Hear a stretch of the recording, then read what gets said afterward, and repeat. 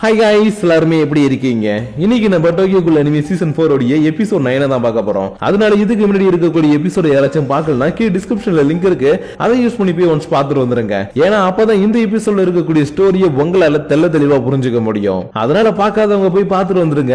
அப்புறம் அப்படியே நம்ம சேனலுக்கு இன்னும் சப்ஸ்கிரைப் பண்ணாம யாராச்சும் இந்த வீடியோ பார்த்துக்கிட்டு இருக்கீங்கன்னா உடனே சப்ஸ்கிரைப் பண்றாதீங்க. அதுக்கு பதிலா இந்த வீடியோ ஃபுல்லா பார்த்து முடிச்சிட்டு நம்ம சேனல்ல இருக்கக்கூடிய மத்த வீடியோ எல்லாத்தையும் ஒரு தடவை செக் பண்ணி பாருங்க. அப்போ உங்களுக்கு பிடிச்சிருந்தா மட்டும் சப்ஸ்கிரைப் பண்ணி பெல் ஐகான் ஆல்ல வச்சுக்கோங்க. ஏன்னா நீங்க இப்ப பாத்துக்கிட்டு இருக்குது இன்ஃபினிட்டி அனிமேஷன் சேனல். வாங்க டைம் வேஸ்ட் பண்ணாம இந்த எபிசோடுக்குள்ள போயிரலாம். சோ இந்த எபிசோட் ஓபன் பண்ணதும் டிராகன் அன்லிஸ்ட் ஆகி சரியா ஒரு 16 மணி நேரத்துக்கு அப்புறம் என்னடா நடக்குதுன்னு பார்த்தா டிராகனோட ஒரு பிரான்ச் மட்டும் தனியா வெளியில வந்துகிட்டு இருக்குது. சோ இப்படி இந்த பிரான்ச் வெளியில வந்துகிட்டு இருக்க மாதிரி தான் இன்னொரு பக்கம் இந்த டிராகன் ஃபார்ம் வெளியில வரதுக்கு ஒரு சின்ன மைல் ஸ்டோனா இருந்த டோரோ முட்சுகி இருக்கா இல்லையா, அவ நான் ஏன் இந்த மாதிரி பண்ண, எதுக்காக இந்த மாதிரி பண்ண, அவ என் கூட இருக்கணும் தானே பண்ண, ஆனா ஏன் இப்படி அவன் மாறினான்ற மாதிரி யோசிச்சுக்கிட்டு வெளியில வரும்போது தான் கரெக்டா இவ்வளவு நிமுற வாஷ வந்து மீட் பண்ணி மை சோல்ஜர் வாங்க வாங்க உங்களை தாங்க நாங்க எதிர்பார்த்தேன், நீங்க மட்டும் இல்லனா இவ்வளவு பெரிய விஷயம் நடந்திருக்காது. ஏன்னா ஃபர்ஸ்ட் உன்கிட்ட டீம் கொடுக்கும்போது எனக்கு ஒரு சின்ன பயம் இருந்தது. ஆனா நீ அவன் மேல வச்சிருக்க கூடிய காதல் உன் கண்ணை மறைச்சதுனால அவனை இன்னைக்கு உன் கையாலேயே நீ ஒரு டிராகனா மாத்திட்ட. அதனால நீ எனக்காக பண்ண இந்த விஷயத்துக்கு எல்லாத்துக்கும் ரொம்ப ரொம்ப தேங்க்ஸ்மா. ஆனா என்ன உனக்கு என்னால இப்ப எதுவுமே பண்ண முடியாது. ஏன்னா காணிக்க இந்த நிலைமைக்கு நீ தான் காரணம் தெரிஞ்சுக்கிட்டு உன்னை நிறைய பேர் தேடிக்கிட்டு இருக்காங்க. அதனால இதுக்கப்புறம் வரப்போற நாட்கள்ல நம்ம மீட் பண்றதுக்கு வாய்ப்பு இருந்ததுன்னா மீட் பண்ணலான்னு இவ்வளவு அம்போன் இந்த இடத்துல விட்டுட்டு கிளம்பி போயிட்டான். ஆனா இன்னொரு பக்கத்துல இருக்கக்கூடிய நம்ம டீம்ல இருக்காங்க இல்லையா, அதாவது நம்ம காணிக்கை உருவாக்குன டீம்ல இருக்கிறவங்க அவங்க எல்லாருமே என்னாச்சு எப்படி இப்படி ஒரு கோல் உருவாச்சுன்னு டிராகன் ஃபார்ம் பாத்துக்கிட்டு ஆளாளுக்கு ஒரு பக்கத்துல இருந்து வாயை பொளந்து பாத்துக்கிட்டு இருக்காங்க. ஏன்னா இந்த டிராகன் ஃபார்ம் ஒன்னும் சின்னதெல்லாம் கிடையாது, இந்த டோக்கியோ சிட்டியை கவர் பண்ற அளவுக்கு பெரிய ஃபார்ம் இல்லையா. அதனாலதான் இப்படி இவங்க எல்லாருமே பாத்துக்கிட்டு இருந்ததுக்கு அப்புறம் அப்படியே சரியா ஒரு வாரம் கழிச்சு என்னடா நடக்குதுன்னு பார்த்தா ஜப்பான்ல இருக்கக்கூடிய ஆர்ம்டு ஃபோர்ஸ் எல்லாருமே இந்த இடத்துக்கு வந்துட்டு இந்த டிராகன் கிட்ட இருந்து மக்கள் எல்லாத்தையும் காப்பாத்தணும்னு நினைக்கிறாங்க. ஏன்னா டிராகன் வெளியில வந்ததுல இருந்து ஹியூமன்ஸும் பார்க்கல கோல்ஸும் பார்க்கல, இந்த இடத்துல யாரெல்லாம் பக்கத்துல இருக்காங்களோ எல்லாருமே போட்டு தள்ளிக்கிட்டு இருக்குது. அதனாலதான் இங்க இருக்கக்கூடியவங்க எல்லாருமே சேஃபா நம்ம காப்பாத்தணும்னு ஜப்பானுடைய ஆர்ம்டு ஃபோர்ஸ் வந்து அட்டாக் பண்ண ஆரம்பிக்கிறாங்க. ஆனா இவங்களால இது மேல ஒரு சின்ன கீரல் கூட போட முடியாத அளவுக்கு இந்த டிராகன் ரொம்பவே ஸ்ட்ராங்கா இருக்குது. இதனால இந்த ஆர்ம்டு ஃபோர்ஸ்ல வந்திருக்கவங்களுக்கு என்ன பண்றதே தெரியாம தொடர்ந்து இந்த பக்கம் சண்டை போட்டுக்கிட்டு இருக்க.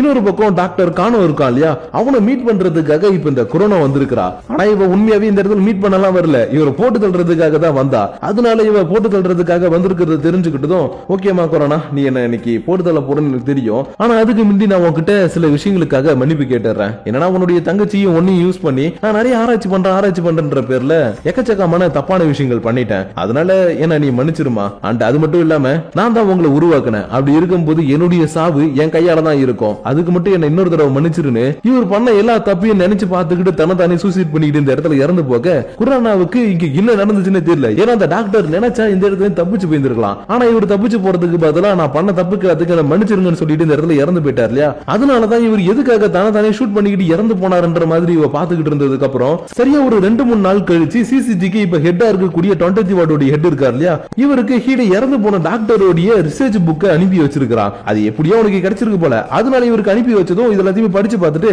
அந்த ஆள் இறந்து போயிட்டாரு, அவர் மட்டும் உயிரோடு இருந்தாருன்னா இந்த டிராகனை எப்படி அடிக்கிறதுன்றது அவர் மூலமா நம்ம தெரிஞ்சுக்கிட்டு இருக்கலாம். ஆனா இப்ப அவர் இறந்து போயிட்டாருன்றதுனால நம்ம என்ன பண்றதுனே தெரியலன்ற மாதிரி உங்க குழம்பி போய் பேசிக்கிட்டு இருக்கும் போது தான் நீங்க யாரும் கவலைப்படாதீங்க, அந்த டிராகன் அழிக்கிறதுக்கான வழியை நான் கண்டுபிடிச்சு தரேன்னு இறந்து போன டாக்டரோட அசிஸ்டன்ட் இந்த இடத்துக்கு வந்திருக்கிறா. அதாவது முன்னாள் அசிஸ்டன்ட். ஆனா அந்த முன்னாள் அசிஸ்டன்ட் வேற யாரும் கிடையாது, நம்ம நிஷிகியோட கேர்ள் ஃபிரெண்ட் தான். ஏன்னா அந்த டாக்டர் கானே ஆல்ரெடி கோல்ஸ் வச்சு ஆராய்ச்சி பண்ணக்கூடிய ஒரு ஆர்கனைசேஷன்ல தான் ஒர்க் பண்ணிட்டு இருந்தாரு. அந்த டைம்ல இவ தான் அசிஸ்டன்டா இருந்தா. ஆனா பாதியில அவர் போனதுக்கு அப்புறம் அவருடைய ஃபைல்ஸ் எதுவுமே இவகிட்ட இல்ல. இருந்தாலும் அவர் சூசைட் பண்ணிக்கிறதுக்கு முன்னாடி தான் கண்டுபிடிச்ச கண்டுபிடிப்பு அப்புறம் அவர் பண்ண ரிசர்ச் உடைய பேப்பர்ஸ் எல்லாத்தையும் இவளுக்கு சென்ட் பண்ணிட்டு தான் இறந்து போயிருக்காரு. அதனாலதான் இது மூலமா அந்த டிராகனை நம்மளால அழிக்க முடியும், நான் உங்களுக்கு ஹெல்ப் பண்றேன்னு இந்த பக்கம் இவ ஹெல்ப் பண்றதுக்காக வந்திருக்கும் போது இன்னொரு பக்கம் ஹீடை அமானியும் அக்கிராவும் மீட் பண்ணி நம்ம காணிக்கையை காப்பாத்துறதுக்காக சில விஷயங்கள் பண்ணணும், சோ அதுக்கெல்லாம் நீங்க தயாரா இருக்கீங்களான்னு ஒரு பிளானை பத்தி பேச ஆரம்பிக்கிறான். பட் இருந்தாலும் இவன் எதுக்காக காணிக்கைவுக்கு ஹெல்ப் பண்றான்னு இப்போ வரைக்கும் இவங்க 2 பேருக்குமே தெரியாது. அதனால ஏன்பா உன்னுடைய உயிரை பணையம் வச்சு நிறைய ஹெல்ப் அவனுக்கு பண்ணிக்கிட்டு இருக்க, அவன் உனக்கு யாருப்பான்ற மாதிரி கேட்க அவனா எனக்கு ரொம்ப பெஸ்ட் ஃப்ரெண்டுங்க, இதை தவிர அவனை காப்பாத்துறதுக்கு எனக்கு பெருசா எந்த ஒரு ரீசனும் இல்ல, சோ அதனால இப்ப நீங்க எனக்கு ஹெல்ப் பண்ணுவீங்களா இல்ல மாட்டீங்களான்னு கேட்க ஹே யார் பாசம் நான் உனக்கு நாங்க ஹெல்ப் பண்ண மாட்டோன்னு, கண்டிப்பா நாங்க ஹெல்ப் பண்றோம், ஏன்னா காணிக்கை உனக்கு மட்டும் ஃப்ரெண்ட் இல்ல எங்களுக்கும் ஃப்ரெண்டு தான். அதனாலவா டைம் வேஸ்ட் பண்ணாம சீக்கிரமா போயிட்டு மத்தவங்களை மீட் பண்ணி அவனை காப்பாத்துறதுக்கான வேலை எல்லாத்தையும் ஆரம்பிக்கலான்ற மாதிரி சொல்லிக்கிட்டு இருக்க. இன்னொரு பக்கம் இருக்கக்கூடிய டோக்கா புதுசா உருவான அந்த ஆர்கனைசேஷன் இருக்கு இல்லையா, இதுல இருக்கக்கூடிய மெம்பர்ஸ் கிட்ட இன்னைக்கு நம்ம ஒரு முக்கியமான மீட்டிங் போய் அட்டெண்ட் பண்ண போறோம், இதுக்கப்புறம் நிறைய விஷயங்கள் சேஞ்ச் ஆக போகுதுன்ற மாதிரி பேச ஆரம்பிக்கும் போது இந்த இடத்துல இருக்கக்கூடிய ஒரு குரூப் ஓடிய லீடரா இருக்கக்கூடிய பொண்ணு மட்டும் இல்லப்பா எங்களால உங்க கூட இருக்க முடியாது, ஏன்னா காணிக்கை டிராகனா மாறினதுக்கு அப்புறம் எங்களுக்கு நெருக்கமான நிறைய பேர் அவன் போட்டு தள்ளிட்டான், அதனால இதுக்கப்புறம் எங்களால இந்த ஆர்கனைசேஷன்ல இருக்க முடியாது, நாங்க இதை விட்டு கிளம்புறோம்ன்ற மாதிரி கொஞ்சம் பேச ஆரம்பிச்ச உடனே மத்த குரூப்ல இருக்கவங்களும் ஆமா ஆமா இவங்க சொல்றதும் கரெக்ட் தான், டிராகனா மாறினதுக்கு அப்புறம் என்னுடைய குழந்தைய போட்டு தள்ளிட்டான், என்னுடைய அப்பாவை போட்டு தள்ளிட்டான்ற மாதிரி எல்லாருமே பேச ஆரம்பிக்க இது எல்லாத்தையுமே கேட்டுட்டு இருக்கக்கூடிய டோக்காவால தாங்கிக்கவே முடியல. ஏன்னா இது ஒண்ணும் காணிக்க வேணும்னே பண்ணல, அவன் டிராகனா மாறினதுனால அவனையும் அறியாம இதெல்லாம் நடந்துகிட்டு இருக்குது. அதனாலதான் என்னடா பண்றதுன்ற மாதிரி யோசிச்சு நின்னுட்டு இருக்கும்போது டக்குனு ஷூ குறுக்க வந்து எல்லாருமே வாய முடுங்க, அவன் உங்களுக்காக தான் இவ்வளவு நாள் போராடினா, இந்த இடத்துல ஒரு அமைதியை கொண்டு வரணும்னு தன்னுடைய உயிரை பணைய வச்சு போராடினா, அதனால அவன் பண்ணதை பத்தி எல்லாம் தெரிஞ்சுக்காம இப்படி நீங்க வாய்க்கு வந்த மாதிரி பேசாதீங்கன்னு இவன் கத்தப்போம் இவங்களும் ஆமால காணிக்க நம்மளுக்காக நிறைய விஷயங்கள் பண்ணிருக்கான்றத புரிஞ்சுக்கிட்டு அடுத்த நிமிஷமே இதுல சில பேர் இந்த இடத்துல இருந்து கிளம்பி போனாலும் மீதி இருக்கக்கூடிய முக்காவாசி பேரு டோக்கா இப்ப என்ன சொல்றாலோ அதை செய்யறதுக்கு இவங்க எல்லாருமே ரெடியா இருக்கும்போது இன்னொரு பக்கம் அந்த ஒரு சயின்டிஸ்டோட அசிஸ்டன்ட் வந்தாலியா, அதாவது நம்ம நிஷிகியோட கேர்ள் ஃப்ரெண்ட், அவ இந்த டிராகனை அழிக்கிறதுக்கு ஏதாச்சும் பாசிபிலிட்டிஸ் இருக்குதான்றது எல்லாத்தையுமே தேடி கண்டுபிடிச்சு சொல்லிக்கிட்டு இருக்கா. ஆனா இவ சொல்றதை கேட்டுட்டு இவருக்கு செம ஷாக்கு. ஏன்னா இப்ப இந்த டிராகன் அழிக்கணும்ன்றதுக்காக ஆர்ம்டு ஃபோர்ஸ் கூட சேர்ந்து சிசிஜியும் தங்களால முடிஞ்ச அளவுக்கு அட்டாக் பண்றாங்க இல்லையா, அந்த மாதிரி அட்டாக் பண்ணிக்கிட்டே இருந்தாங்கன்னா இவளுடைய கணக்குப்படி சரியா ஒரு 200 வருஷத்துல இந்த டிராகனை அழிக்க முடியும்னு சொல்லி இருக்கா. அப்படி இல்ல இந்த டிராகனை ஒரே அடி அழிக்கணும்னா அந்த டிராகனுடைய கோரை கண்டுபிடிக்கணும்னு சொல்றா. ஆனா இதுலயும் ஒரு விலங்கா இருக்குது, என்னன்னா இந்த டிராகனுடைய கோர் பாயிண்ட் இருக்கு இல்லையா, அந்த கோர் பாயிண்ட் வீக்லி ஒன்ஸ் தன்னை தானே டிஃபென்ஸ் பண்ணிக்கணும்ன்றதுக்காக இடத்தை சேஞ்ச் பண்ணிக்கிட்டே இருக்குது. அதனால இப்போதைக்கு நம்மளுக்கு இருக்கக்கூடிய ஒரே ஒரு வாய்ப்பு அது எப்படி மூவ் பண்ணுது என்ன பண்ணுதுன்றத கொஞ்சம் அனலைஸ் பண்ணி அதோடைய கோர் அழிக்கிறது தான் இவ சொல்லிக்கிட்டு இருக்கும் போதே டக்குனு இவர் இருக்கக்கூடிய இடத்துக்கு ஒருத்தன் ஓடி வந்து சார் சார் இதை நீங்க பாத்தே ஆகணும் சார், வேகமா வாங்க சார்னு வேக வேகமா கீழே லாபி ஹாலுக்கு கூட்டிட்டு வந்தா இங்க இருக்கவங்கள பார்த்துட்டு இவருக்கு செம ஷாக்கு. ஏன்னா நம்ம காணிக்கை உருவாக்குன அந்த கோட் ஆர்கனைசேஷன் இருக்கு இல்லையா, அதாவது இப்போதைக்கு நம்ம காணிக்கைக்காக இருக்கிறாங்களே அவங்க எல்லாருமே இந்த இடத்துக்கு வந்திருக்காங்க. அது மட்டும் இல்லாம இவங்க கூட அகிராமோடோ அமான் அப்புறம் ஹீடே எல்லாருமே இருக்கிறாங்க. அதனால இவங்கள பார்த்ததும் எல்லாருமே சேர்ந்து எதுக்கு இங்க வந்திருக்கீங்க, இங்க என்ன பண்ண போறீங்க, நாங்க தான் உங்களை எதுவுமே அட்டாக் பண்ணலன்ற மாதிரி இவங்க பதறி போய் பேசும்போது சார் சார் உங்களை யாருமே அட்டாக் பண்றதுக்காக இங்க வரல, நாங்க எல்லாருமே உங்களுக்கு ஹெல்ப் பண்றதுக்காக தான் வந்திருக்கிறோம்னு சொல்லவும் இங்க இருக்கக்கூடிய எல்லா சிசிஜி மெம்பர்ஸ்க்கும் செம ஷாக்கு. ஏன்னா இவங்க எல்லாருமே கோல்ஸை கொல்லணுன்றதுக்காக தான் சிசிஜிக்குள்ளே வந்தாங்க. அப்படி இருக்கும்போது இன்னைக்கு கோல்ஸ் எல்லாம் வந்து நாங்க உங்க கூட சேர்ந்து ஒர்க் பண்ண போறோம்னு சொல்றாங்க இல்லையா, அதனாலதான் இவங்க எல்லாருமே இப்படி ஷாக்கா பாத்துக்கிட்டு இருக்க. இவங்க கூட இருக்கக்கூடிய சைக்கோ மட்டும் நான் இதுக்கு ஒத்துக்கிறேன், இவங்க கூட சேர்ந்து நான் ஒர்க் பண்ண போறேன், ஏன்னா இந்த மாதிரி நம்ம சண்டை போட்டுக்கிட்டே இருந்தா கடைசி வரைக்கும் இந்த இடத்துல ஒரு பீஸ் வராது, அதனால நான் இவங்க கூட போய் சேர போறேன், இவங்க கூட சேர்ந்து இந்த டிராகனை கொல்ல போறேன், அதுக்கப்புறம் இந்த இடத்துல நான் பீஸை கொண்டு வர போறேன்னு ஒரு மாதிரி ரைமிங்கா பேசவும் இங்க இருக்கக்கூடிய எல்லா சிசிஜி மெம்பர்ஸ்க்கும் இவ சொன்ன விஷயம் கொஞ்சம் புரிய ஆரம்பிக்குது. என்னன்னா இப்ப இவங்களுக்கு வந்து கோல்ஸ் பெரிய த்ரெட் கிடையாது, இந்த டிராகன் தான். அதனாலதான் இவ சொன்ன விஷயத்தை கேட்டதும் சில சிசிஜி மெம்பர்ஸ் மட்டும் நானும் உன் கூட சேர்ந்துக்கிறேன், நான் அந்த கோல்ஸ் கூட சேர்ந்து சண்டை போடுறேன்ற மாதிரி சொல்லிக்கிட்டு இருக்கும் போதே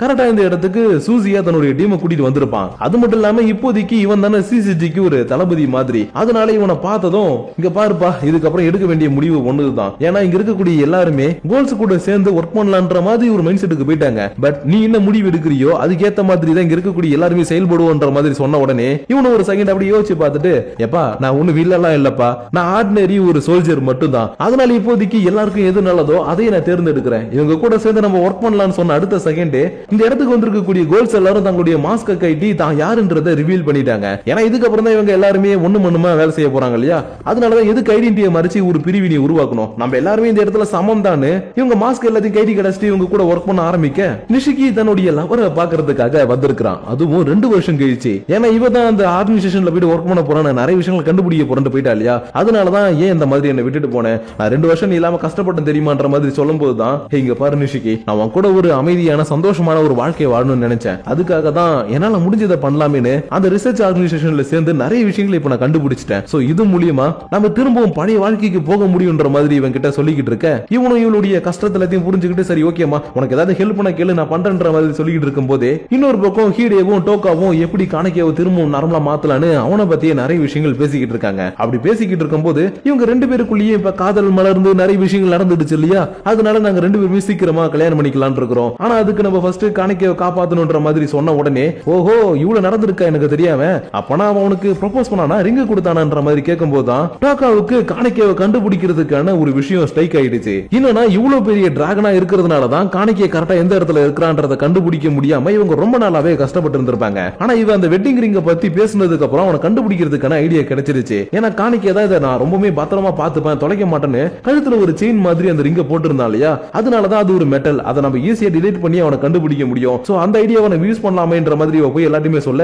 இவங்களும் இது சூப்பரான ஐடியா தான். ஆனா என்ன இந்த மொத்த டிராகனை சர்ச் பண்ணி பாக்குற அளவுக்கு நம்ம கிட்ட மெட்டல் டிடெக்டர் இல்லையன்ற மாதிரி லைட்டா சோகமா பேசிக்கிட்டு இருக்க பக்கத்துல நிக்கக்கூடிய ஷூ டக்குன்னு தன்னுடைய அப்பாவுக்கு போன் போட்டு டாடி டாடி இந்த மாதிரி அந்த மாதிரி நீங்க நடக்கக்கூடிய விஷயத்தை எல்லாத்தையுமே சொன்ன உடனே அவர் இன்னொருத்தருக்கு போன் பண்ணி ஹலோ சார் ரொம்ப நாள் ஆச்சுல நம்ம பேசின்ற மாதிரி சொன்னதுக்கு அப்புறம் மறுநாள் காலையில ஜப்பான்ல இருக்கக்கூடிய மொத்த மெட்டல் டிடெக்டரும் இந்த சிசிஜி பில்டிங் குள்ள தான் இருக்குது. ஏன்னா ஷூடைய ஃபேமிலி தான் ஒரு ராயல்டி ஃபேமிலி, மிகப்பெரிய பணக்காரங்கன்னு சொன்னா இல்லையா, அதனாலே அவருக்கு இந்த ஜப்பான்ல இருக்கக்கூடிய பெரிய பெரிய அதிகாரிகள் எல்லாருமே தெரியும், இன்க்ளூடிங் பிரசிடென்ட் கூட தெரியும். அதனாலதான் அவங்க மூலியமா ஒரே நாள்ல இவ்வளவு மெட்டல் டிடெக்டர் இந்த இடத்துக்கு வர வச்சதுக்கு அப்புறம் இவங்க எல்லாருமே இந்த டிடெக்டர் எடுத்துட்டு போயிட்டு காணக்கியாவை கண்டுபிடிக்கிறதுக்காக நிறைய இடத்துல தேடிக்கிட்டு இருக்காங்க. ஆனா இதுல ஒரு சின்ன பிரச்சனை என்ன ஆயிடுச்சுன்னா, இந்த டிராகனுடைய உடம்புல அங்கங்க கண்ணு மாதிரி இருக்கும். அந்த கண்ணு இவங்க பக்கத்துல வரத பார்த்ததும் இதோடைய உடம்புல இருந்து எக்கச்சக்க ஹார்மோன்ஸை வெளியில வர வச்சு இவங்க எல்லாருமே அட்டாக் பண்ண வைக்குது. அதாவது செல்ஃப் டிஃபென்ஸ் மோடுன்னு சொல்லுவாங்க இல்லையா, அந்த மாதிரி இந்த டிராகன் தன்னை காப்பாத்திக்கிறதுக்காக இந்த ஹார்மோன்ஸை கிரியேட் பண்ணி வந்திருக்க எல்லாருமே அட்டாக் பண்ண ஆரம்பிக்குது. ஆனா இப்போ இவங்க கூட தான் கோல்ஸும் இருக்காங்க,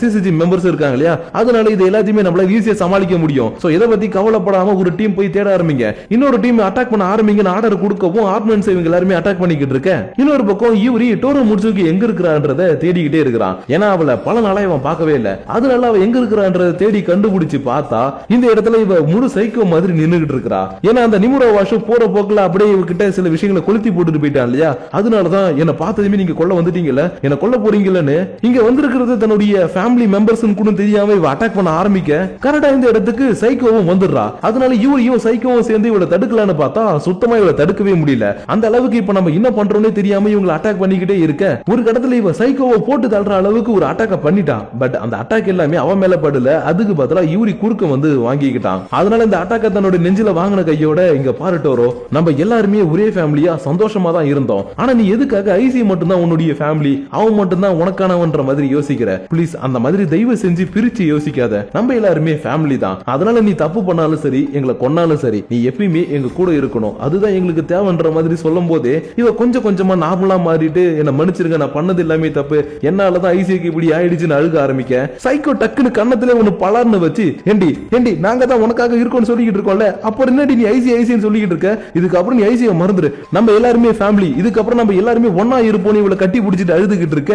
இவர் இதை பார்த்துட்டு ஓகே எல்லாமே நல்லபடியா நடந்துகிட்டு இருக்குது, ஆனா என்ன இதை பாக்குறதுக்கு நீ மட்டும் தான் என் கூட இல்லன்னு இவன் ஜின்ஷியை பத்தி நினைச்சுக்கிட்டு இருக்கும் போதே அப்படியே இந்த இடத்துல இந்த எபிசோட முடிச்சிட்டாங்க. சோ கைஸ் நீங்க நம்ம பார்த்த இந்த எபிசோடு உங்களுக்கு புரிஞ்சிருக்கும் நினைக்கிறேன். அப்படி இல்ல இது ஏன் நடந்துச்சு இது எதுக்காக நடக்குதுன்னு ஏதாச்சும் உங்களுக்கு புரியலனா தயங்காம கீழ இருக்கக்கூடிய கமெண்ட் செக்ஷன் ஒன்னு இருக்கு இல்லையா, அதுல வந்து உங்களுடைய கேள்விகள் எல்லாத்தையும் கேளுங்க, நான் முடிஞ்ச அளவுக்கு எல்லாருக்குமே ரிப்ளை பண்றேன். ஆனா நீங்க டக்குனு யோசிக்கலாம், டேய் இத்தனை நாளா நாங்க கமெண்ட் பண்ணி ஏன்டா இருக்கிறோம் நீ எதுவுமே ரிப்ளை பண்ண மாட்டேன்னு கேட்கலாம். அது ஏன் நான் ரிப்ளை பண்ணலனா இதுக்கப்புறம் வரப்போற எபிசோட்ஸ்ல ஏதாச்சும் ஒரு ஸ்பாயிலர் வர மாதிரி நீங்க क्वेश्चन கேட்பீங்க, அதனாலதான் நான் ஸ்பாயிலர் வந்துருமேன்றதுக்காக மோஸ்ட்லி நான் ரிப்ளை பண்ணாம இருந்தேன். ஆனா இப்போ நம்ம சீசனோட எண்டிங் நெருங்கிட்டோன்றதுனால ஒரு பிரச்சனையும் கிடையாது, உங்களுக்கு எந்த ஒரு क्वेश्चनா இருந்தாலும் பரவாயில்ல தாராளமா கீழே கேளுங்க, என்னால முடிஞ்ச அளவுக்கு உங்களுக்கு நான் ரிப்ளை பண்றேன். ஆனா அதுக்குன்னு வெறும் क्वेश्चन மட்டும் கேட்காதீங்க, உங்களுக்கு இந்த வீடியோ பத்தின பர்சனல் தாட்ஸ் அண்ட் வியூஸ் ஏதாச்சும் இருக்கலாம், அப்படி இல்ல நம்ம சேனலை பத்தி ஏதாச்சும் இருக்கலாம், அப்படி இல்லனா நீ இதை மாத்திர நல்லா இருக்கும் ப்ரோன்னு உங்களுக்கு சில சஜஷன் கூட இருக்கலாம். அது எல்லாத்தையும் கீழே இருக்கக்கூடிய லைக் ஷேர் பண்ண தட்டி விட்டுட்டு உங்களுடைய क्वेश्चंस கூட சேர்த்து கமெண்ட் பண்ணுங்க. அப்படி நீங்க பண்ணக்கூடிய அந்த கமெண்ட்ஸோட சேர்த்து உங்களை நான் நெக்ஸ்ட் எபிசோட வந்து மீட் பண்ற வரைக்கும் உங்களிடமிருந்து விடைபெறுவது உங்கள் நான்.